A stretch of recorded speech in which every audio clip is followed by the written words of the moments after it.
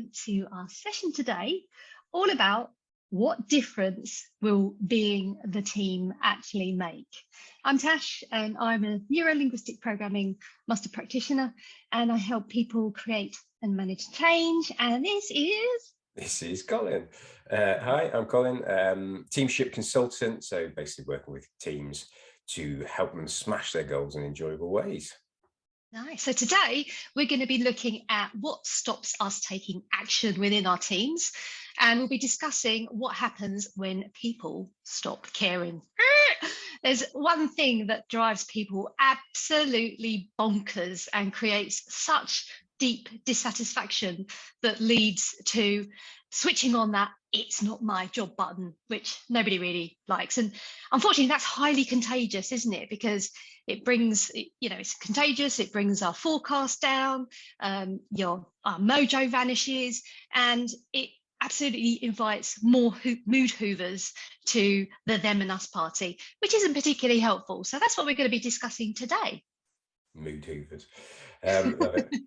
Yeah, it's that, why it's important that we look at this stuff and the difference it makes. We talked a lot about the whys, but actually the difference it makes, you can see it in people, you can see it in the team, you can see it in the bottom line. There's all sorts of places that you can see the difference this stuff makes. You're talking about mood hoovers and dissatisfaction. It reminds me of a long time ago, show me age now, but I think it was around 2008.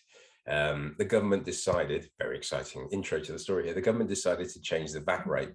And working in the organization I did, we had to change quite a lot of systems at very short notice, lots of disparate systems, lots of interfaces, and we only had a few weeks to do it. So we pulled together a team at short notice, and the sense of annoyance at that being pulled off projects they were working on, the disruption to their normal working day, the fact that it was likely to be high pressure, there was the potential there for mood hoovers, as you call it. And like I say, we only had a few weeks to do this, but because we kind of weirdly, we did a joint leadership thing, which was interesting back at the time, but it worked really well.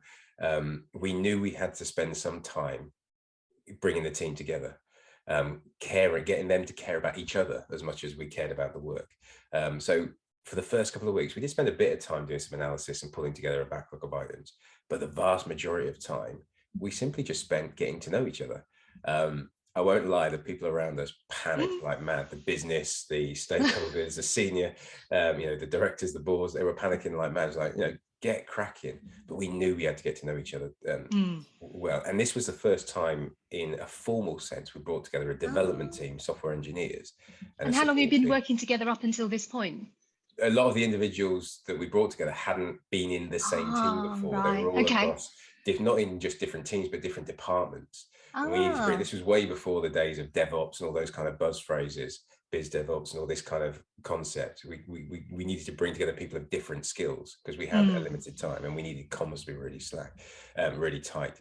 So, and importantly, Aid and I, who was the other leader at the time, we knew that if we could get this to work, this could be a model for the future.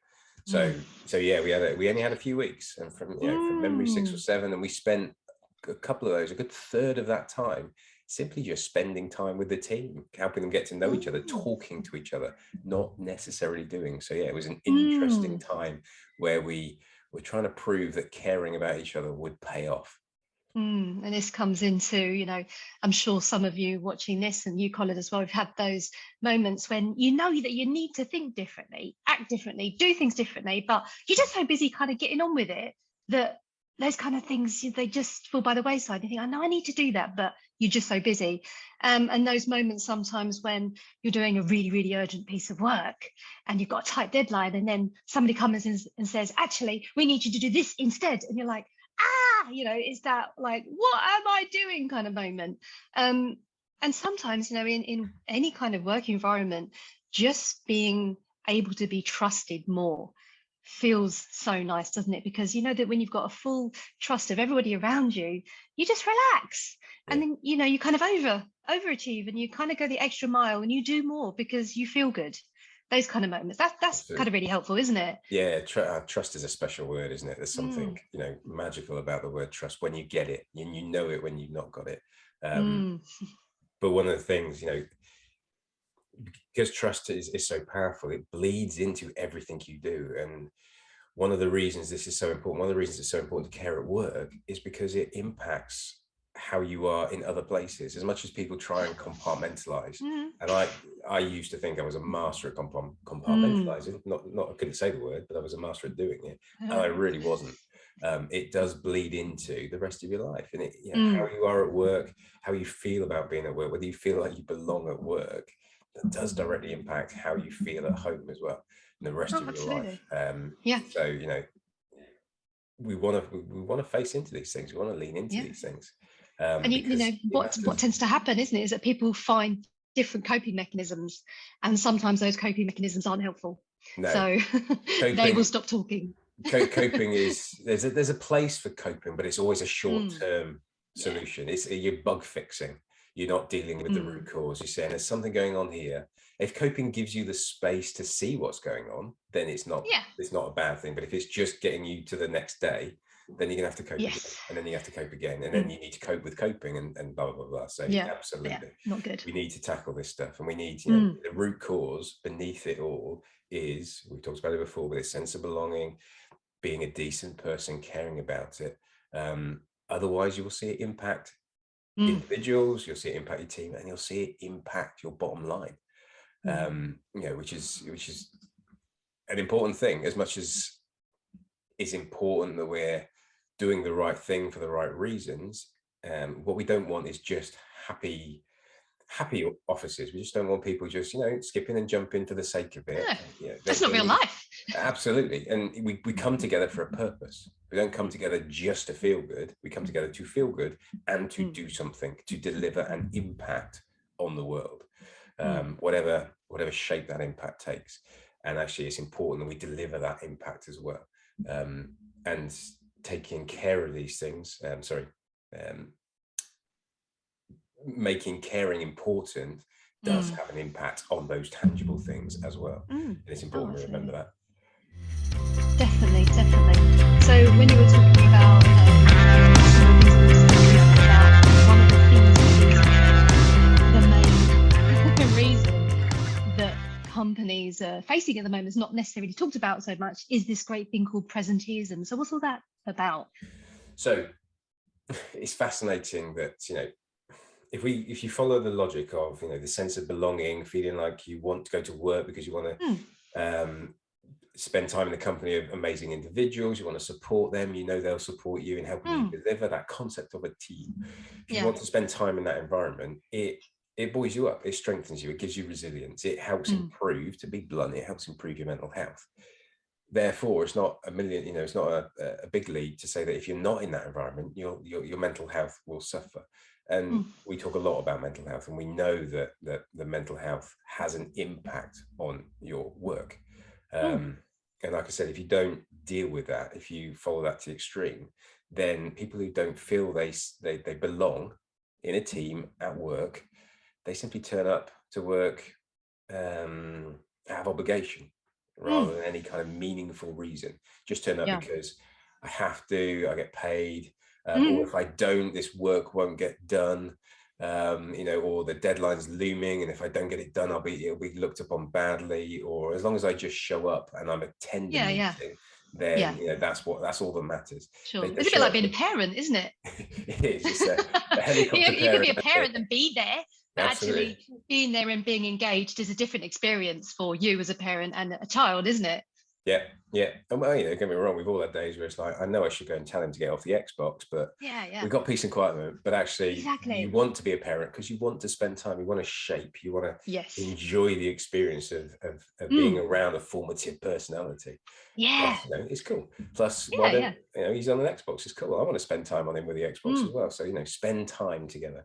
But it is that principle of not turning up out of obligation, but turning up for a meaningful reason. And when you don't turn up for a meaningful reason, which can be part of the team, I don't want to be with that team, but could also be for personal reasons. The mental health can be, I don't feel great, but I just need to show up today, just because otherwise they'll ask me questions and I don't want to get into it. That again, impact is presenteeism. It's this turning up. And the interesting thing is, to cut to the chase, presenteeism has the biggest impact on a company's bottom line than anything else. We spend a lot of time talking about absence, the impact that people not at work, being off sick. It's just because you can see it that person's not there. Absolutely, it's measurable. It's easily measurable, and we focus on activities which are, I know that's better because they're at work. I can see what the problem is. They're not at work, and if they're at work, problem solved. It's not as simple as that, but actually the brain can cope with it. The other area we focus on is turnover. So, we need to hire good people, or we're losing good people. And again, we focus a lot of time and energy and money on those areas. But the reality is, if we could nail looking after those at work, if we could make sure the people who are at work wanted to be at work, were enjoying being at work, then actually, absence and turnover, whilst not fixed, it would have a significant impact on those people. Wouldn't be as unhealthy. They wouldn't go off as often, particularly for mental health reasons. So absence wouldn't be as much of a problem. There are always legitimate reasons for people to go off at certain times, and should be off at certain times. But turnover wouldn't be as much of an issue. Instead of losing the wrong people at the wrong time, you would, the right people would move on at the right time, and the impact would be manageable and wouldn't be as severe. So this presenteeism idea it's not new, but it seems to be gaining a lot of momentum and a lot of visibility. There's a report by an organization called Mind Matters that did some work across Europe, and estimated that across Europe, poor mental health is what they focused on, but essentially the well-being in the workplace.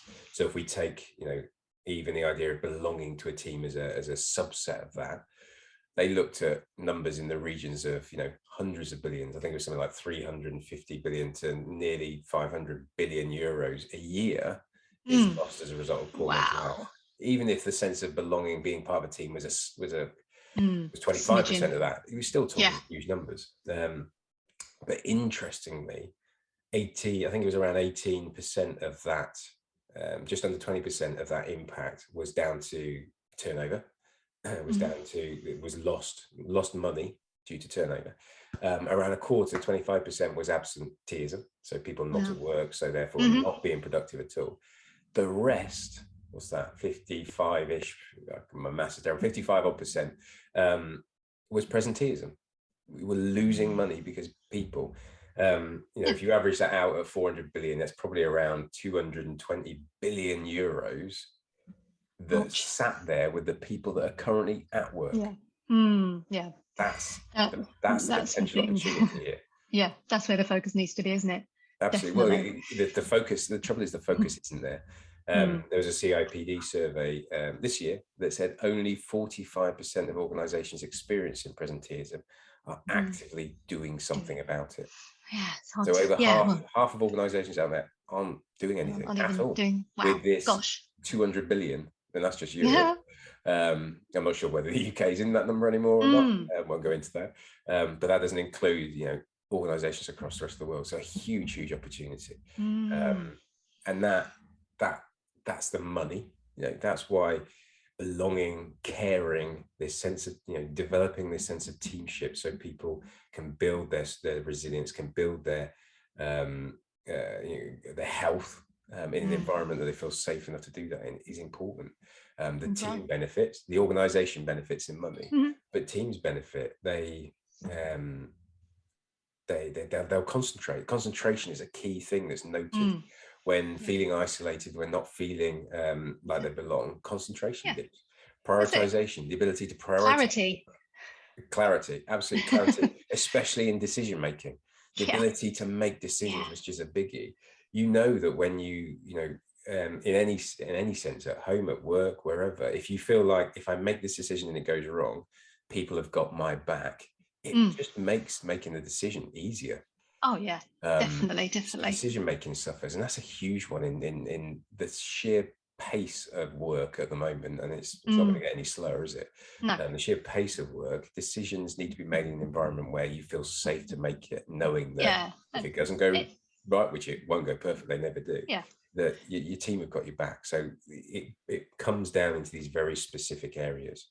Yeah, and it's hard, isn't it? Because obviously some of these teams are not even with their leaders in that same space, and they are physically not there, and sometimes emotionally not there too, especially with hybrid working, remote working, whatever you want to call it. So it's pretty tough, isn't it? But I actually bring the teamship back to my home. Obviously, we've been talking about this for some time now, and there's so many elements that I've realized is something that I do with my own family, because Russ and I have been together for 5 years now. And when we first met, I knew that he had 3 children. I've got 2 children, and we actually moved in quite quickly together, probably after 9 months or so. So we developed and created a big blended family of 5 children, and obviously the 2 of us. So at the moment, the kids are aged between 17 and 10. So a couple of teenagers, which can be, less than easy sometimes, let's say. And when I met him, we talked around, obviously what we wanted as a family. And I knew quite early on that we had quite similar parenting styles, which is really helpful, because sometimes when you've got 2 people coming from different styles, it can be even more of a challenge, because at the beginning it tends to be quite exciting. You're bringing people together, you're introducing them, and then if you're not on the same page, it can go off in very different paths. So I knew that was good, but I also was very aware that he was also a very different person to me, because he'd been brought up by different people.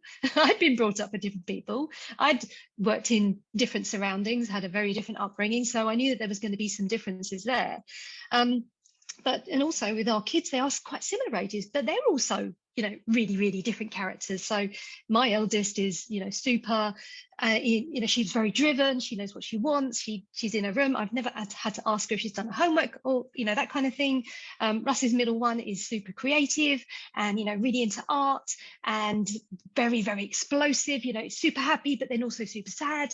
So they're very different people all coming together. But what we found that really worked, because obviously we don't get it right all the time, we absolutely don't, but what we always do, regardless of their ages, we always sit down and talk to them about it. So if something's gone well, obviously we reward them and go, that was awesome, and we kind of get them together and say, well, how did it make you feel when that person said that or did that for you? So we do that, but we also sit them down and say, right, that didn't work brilliantly, what you said there, how did it make you feel when somebody said that? What could you have done differently? So we kind of give them the responsibility and the time to, it's not the naughty step. It's not getting them out of the situation and saying, oh, just have some time out to think about it. We're actually drawing them back into it as to what they could have, what happened, what was going on for them, sort of separate that behavior from what actually happened, so we understand what was going on for them right there and then. And then they have an opportunity to see how it's affected that other person, which I think is super important. I don't think it's ever an age where they're too young to do that. And it's some people are like, oh, I haven't got the time to do that. But when we do, it's just like setting a massive reset button. It's like, right, okay, this didn't go so well, or that went brilliantly. And what we would love to see is more of that and maybe less of that. So it's all about future pacing as well. And we found it really helps. And sometimes when they come back, because we have shared care, they've had a couple of days at the other house, they have a great time there. It's been 5 years or whatever since they've got used to the whole pattern, so it's all settled. But they still have maybe a day or two to remind themselves what it's like to be back in our house. So sometimes it's really good just to get them all together and just to say, just to kind of have that regrouping exercise. That really, really works brilliantly as well. And my son Theo, he's 12, and Ruby's is Russ's eldest. She's going to be 14, and they used to kind of just sort of scrape along each other, and they were just kind of a little bit bitey with each other. But then about 6 months ago, we were like, actually, they're getting on really well. They're coming up to each other. They're kind of supporting each other and lifting each other up, and asking each other how they are. And I'm like, what's changed? And Ruby said they actually made a pact between them that they were going to get along, because actually it was just quite tiring that they were arguing. And they were just like, actually, we're in this together. Why don't we just make the most of the time that we've got and enjoy each other's company? And that came with maturity. They kind of realized that they didn't need to fight against each other, because they are part of this family and they felt like they belonged. And the difference that has on the rest of the family is, it's just like the difference between a good moment and a bad moment. It changes the whole atmosphere in the house. It really does. So, but we have to be the teamship kind of leaders in that to make that happen. Because if we'd have just let it carried on, they would have carried on behaving like that and thinking like that. And then, what we do is we kind of say, well, actually, is that true? Do you want to find out if that's actually what that person meant or what they said, or actually they might be having a tough day. So let's just have a moment to kind of work through that. So the teamship, I take and bring into my kind of blended family every day. And there's no reason why that it works in work situations as well, doesn't it? Yeah, I absolutely, just hearing the difference that makes is just awesome, because that's, there are, like you said, I think there are people, I haven't got the time for this, but what have you got the time for? You're dealing with the fallout of that anyway. You're dealing with not feeling happy about that, being uncomfortable being in those environments. You're dealing with it anyway. Yeah. So Takes a lot of energy. You are spending time and energy and effort on it. Yeah. Why not spend time and energy and effort in a direction that improves it and doesn't make it perfect? That's what I think. I hear that go, how can we fix this? No, you can make it better. You can you've got to keep working on it. You've got, like you just described committing there, to it. You didn't just have one meeting with the kids and right, everything was fine after that. You keep going. You create an environment that's safe enough to have those moments of, like I said, to explode, but it's safe enough to be you, because you know that you'll be called out on it if it has impact, but also they'll support you. It's like, you're clearly having a tough day. Arm around you if that's what's needed. Sometimes an arm's not needed. Whatever's needed, you trust that you can be yourself and be called on it when you're impacting others. And it's just awesome, and it makes such a difference. It will make a difference if you don't do it. So you might as well try and make a difference you actually want. Yeah. And do you know what happens is that the kids are like, oh God, I can't believe you're making me do this, knuckles along the floor, rolling your eyes, death stares. And then when I hear them having conversations with their friends, they're saying similar things. So I know that sometimes they retaliate against it, but those, they mirror our behavior. Yeah, and that's the thing about being in a team, isn't it? You've got to be the one who does things differently. And yes, it's going to be uncomfortable sometimes. Yes, it isn't something you've ever done before. Yes, you need a bit more confidence to do things differently. Yes, you need to try it 5 different times or many, many times to see if it works and it sticks. But that behavior and those thought processes do have a really good knock-on effect to creating a better outcome, for sure. No, definitely. And I don't think that's just limited to teenagers. I've certainly been there, but I've worked with teams where, oh God, they're dragging me to this, think differently session, and oh God. But by the end of it, I'm kind of like, okay, okay, I'll get some of this. The fact is, particularly, I work with a lot of techies, and they want to see a logical, they want to see an outcome. They want the logic drives a lot of their thinking. So understanding that there are tangible benefits. It's not just about feeling good, which is an awesome thing. It's not just about feeling connected and feeling like you belong.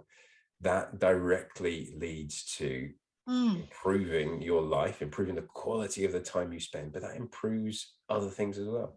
One of the stats I always come back to, we talked about trust, what you described there was this trusting family relationship, trusting each other that you're coming from the right place. There's a book, an amazing book, Trust Factor by Paul Zak. And the stat that stands out for me is companies that trust each other are 50% more productive than companies that don't. Simple as that. Benny's got the stats and the science to back it up. As simple as that. You will be 50% more productive if you trust each other, whatever form that productivity takes. At home, it's getting on, or just making a cohesive living environment. At work, it's developing widgets, or impacting customers, or helping innovation, whatever it is. Whatever it is, you'll be more productive if you trust each other. So why wouldn't you strive for that kind of environment? So let's look at what happens at work when we stop caring. And I think one of the things that you always talk about is that you can't get away with not caring, can you? Because what happens? You either care or you don't. There's no kind of neutral, steady, oh, well, if we just ignore it, we'll just carry on as we are. It doesn't work that way, unfortunately. It just gets worse, doesn't it?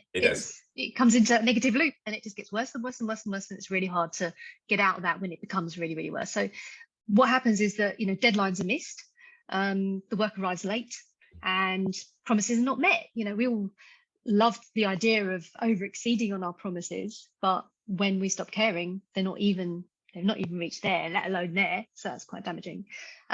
Sometimes we experience a sort of a feast or famine workload situation, don't we? When there's like everything all at once or like nothing at all. Our KPIs, our pipeline, and those trends are definitely on the downward. They've tended to decrease. And as a result of that, our profits decrease. So, that's a direct impact of not caring. Also on, the kind of the people side, recruitment's blinking tough. Sometimes, those companies can't seem to find the right person, and that's time consuming, it drains energy, and obviously with, the amount of time lost, that's not helpful either. And also what happens when we stop caring is that people become very closed and they don't feel that their ideas are worthy or that anybody will listen. And therefore, growth doesn't happen, innovation doesn't happen, and people just turn up and, come to work like robots, really just doing the same old thing. And then, what happens, they also become cagey and precious about their knowledge, and they don't want to share it because they're like, well, what's the point? I've got to just look after ourselves. I've got to go into protection mode, and I've got to put my, my shell, I've got to, kind of hide behind that. So that's not particularly helpful. And then what happens is that they sometimes stop asking for help. And as a result of that, they also stop asking and supporting other people to help them, obviously from an emotional side of things, but also for work. They're like, well, I'm me, this is me, I'm on my own little island. And that's where the kind of the difference between the group and the teamship comes into force, isn't it? And obviously as part of that, our mental health reduces, and people, they just kind of retreat into themselves, and they don't even reach the finish line, let alone go another lap around the track. So it's just really, it's just damaging, isn't it, to ourselves? And like you said before, bottom line, profit, everything, it affects everything. Caring is contagious, and so is not caring.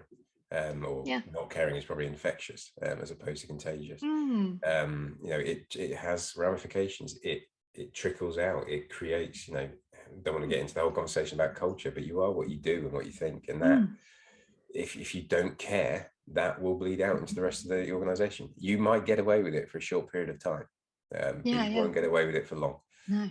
Your profits will suffer.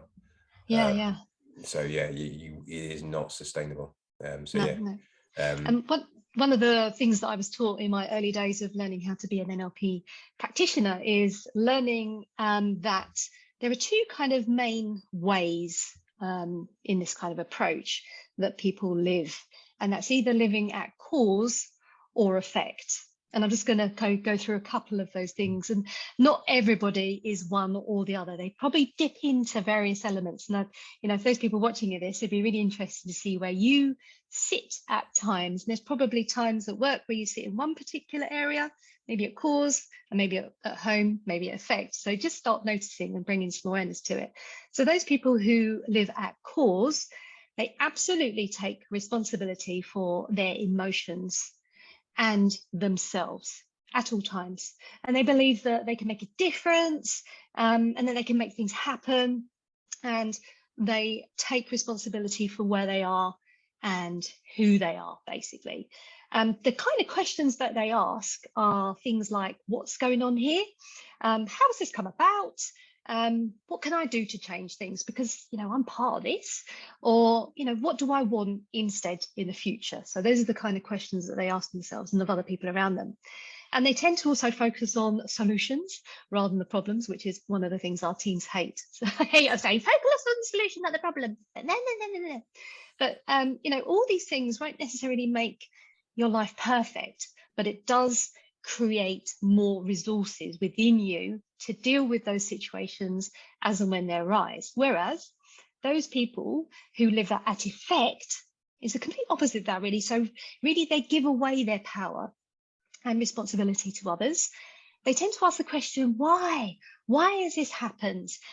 Which focuses the mind and attention towards the past and kind of creates this situation that where they're at and who they are has been entirely caused by external forces. And the problem is that this is that really they can be open to manipulation and emotional blackmail, as they believe that they are also responsible for other people's feelings, but not their own.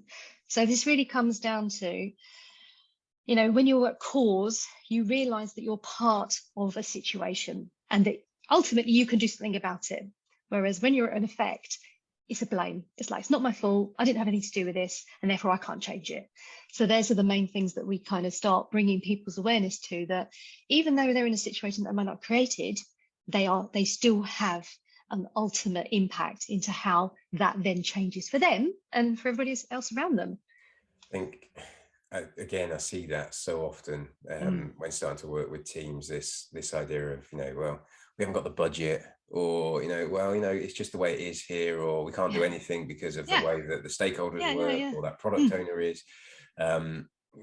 It's like you say, it's that looking for blame somewhere else, and it's scary to shift out of that, because it's like, well, if it's not their fault, it must be my fault.